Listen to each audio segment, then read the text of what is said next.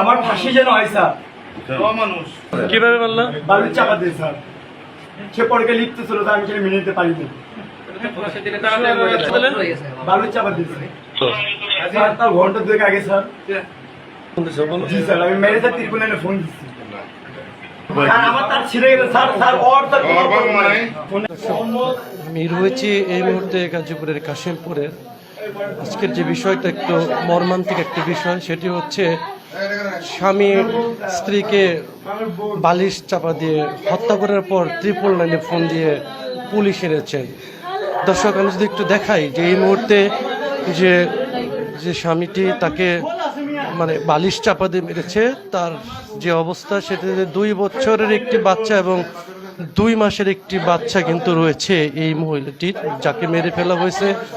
আমি কথা বলেছিলাম যে কেন মারা হলো, তিনি আমাকে বলেছিলেন যে পরক্রিয়া।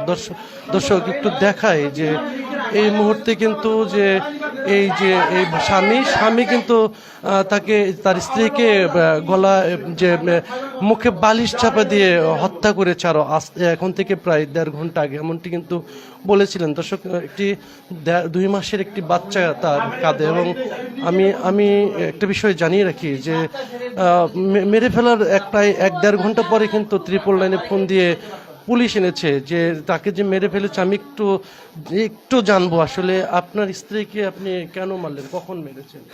স্যার, তার কোনো দোষ নেই, সে একটি ভালো মানুষ ছিল, আমি তাকে মেরে ফেলছি।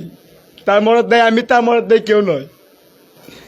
দর্শক, অত্যন্ত কষ্টের যে একটি বিষয়, তিনি বলেছিলেন যে তার স্ত্রীকে সে মেরে ফেলেছে এবং আর কোনো কেউ দোষ নেই, এমনটি কিন্তু বলেছিলেন। তবে 2 বছর এবং 2 মাসের যে 2টি শিশু রয়েছে, শিশুগুলো দেখেছিলাম যে তার মৃত মায়ের পাশে বসে তাকে মা মা করে ডেকেছিলেন এবং কান্না করেছিলেন, এমনটি কিন্তু আমরা দেখেছিলাম। তবে এই মর্মান্তিক ঘটনায় আমরা থানা পুলিশের সাথে কথা বলেছিলাম, তারা কিন্তু আমাদেরকে জানিয়েছেন যে গভীর অথবা অন্য কোনো যদি বিষয় থাকে তাহলে তারা তদন্ত করে তারা পরবর্তীতে আইনগত যে ব্যবস্থা, সেই আইনগত ব্যবস্থা কিন্তু তারা নেবেন।